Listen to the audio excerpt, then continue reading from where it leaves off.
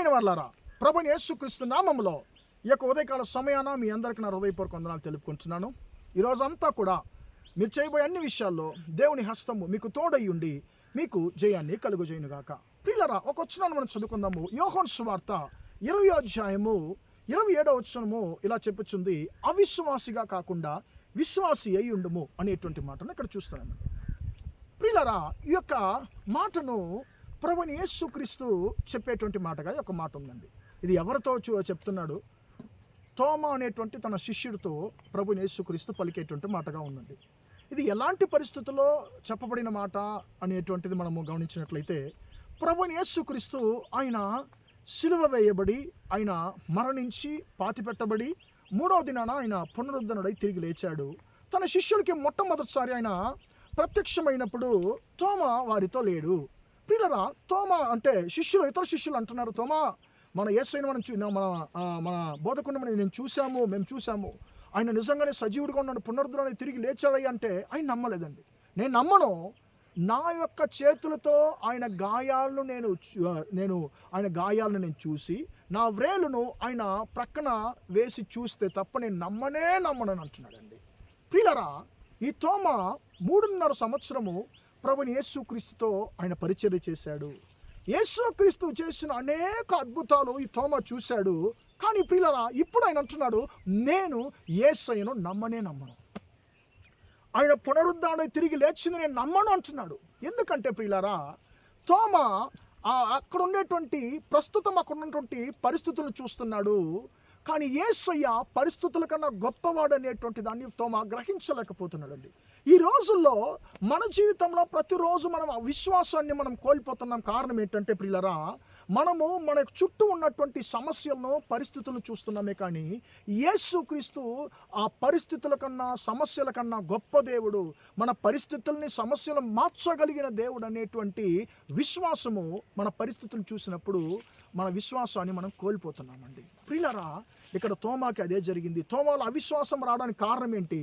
ఆయన యేసయ్యను ఆయన చూడలేదు, తన యొక్క అక్కడ చుట్టూ ఉన్నటువంటి పరిస్థితులను చూశాడు. ప్రియమైన దేవుని బిడ్డ, ఒక దేవుని సేవకుడు ఇలాంటి ఒక మాట అన్నాడండి, నీ సమస్యలు ఎంత గొప్పవో అని నీ దేవుని దగ్గర చెప్పకు, నీ దేవుడు ఎంత గొప్పవాడని చెప్పి నీ సమస్యలతో చెప్పు అంటున్నాడు. ఈరోజు మనం చేసేటువంటి పొరపాటు ఏంటంటే ప్రియులారా, మనం మోకరిస్తే, మోకాళ్ళ మీద ప్రార్థన చేయడం మొదలు పెడితే, అయ్యా నాకు ఈ సమస్యలు ఉన్నాయి, ఆ సమస్యలు ఉన్నాయి, నాకు అలాగున్నాయి ఇలాగున్నాయి అని చెప్పి మన సమస్యలను చెప్పడమే ఒక ప్రార్థనగా అయిపోయిందండి.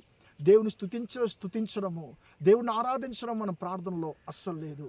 ఈరోజు ప్రార్థన అంటేనే మోకరించి మన సమస్యల్ని దేవునితో చెప్పడం మాత్రమే ప్రార్థన అని చాలామంది అనుకుంటున్నారు ప్రియులారా.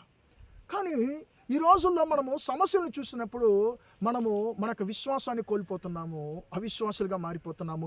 యేసయ్యని చూసినప్పుడు మన విశ్వాసం బలపడుతుంది, మన విశ్వాసంలో మనం బలపడగలము. కాబట్టి ఈ యొక్క ఉదయకాల సమయాన యేసయ్యని చూసి అంటున్నాడు, నా కుమారుడు, నా కుమార్తె, అవిశ్వాసిగా కాదు విశ్వాసిగా ఉండము. విశ్వాసిగా ఉన్న వెంటనే యేసుక్రీస్తు అంటున్నాడు, తోమా నా గాయాలను చూడు, నీ వేలు తీసిన ఒక ప్రక్కన వెయ్యి, అవిశ్వాసిగా కాదు విశ్వాసి అయి ఉండు అని చెప్పి అంటున్నాడు. ప్రియమైన దేవుని బిడ్డలారా, మన పరిస్థితులు ఎలాంటి కఠినమైనవిగా ఉన్నా, ఎన్నిగా ఉన్నా కూడా నీ పరిస్థితులను, నీ స్థితిను యేసయ్య మార్చగలిగిన దేవుడు. నీ పరిస్థితులను, నీ యొక్క సమస్యలను చూసి నీ విశ్వాసాన్ని కోల్పోకు. యేసయ్యను మాత్రం చూడు, నీ విశ్వాసంలో బలపడతావు. అవిశ్వాసిగా కాకుండా విశ్వాసివై ఉండుము అని చెప్పి దేవుడు అంటున్నాడు. కాబట్టి మనం కూడా మన సమస్యలను చూసి అవిశ్వాసులుగా మారకుండా యేసయ్యను మాత్రం మనం చూసి మన విశ్వాసంలో మనము కొనసాగుదుము గాక. నీ పరిస్థితులు మార్చగలిగిన బలమైన దేవుడు యేసయ్య, నీ స్థితికి చాలిన దేవుడు యేసయ్య. ఆయన నిన్ను నడిపిస్తాడు. ఆయన మీద ఉన్న విశ్వాసాన్ని మాత్రం కోల్పోవద్దు. మనుషులు అంటారు, అంతా అయిపోయింది, ఇంకేం జరుగుతుందిలే, ఇంకా నేను ఎవరు విడిపిస్తారని చెప్పి అంటున్నారేమో. యేసయ్యను మాత్రం చూడు. యేసయ్య అంటున్నాడు, అవిశ్వాసిగా కాకుండా విశ్వాసిగా ఉండని చెప్పి యేసయ్య అంటున్నాడు. ఎవరి మాటలు మనం ఆలకిస్తున్నామండి? మనుషుల మాటలా లేకుంటే దేవుని మాటలా?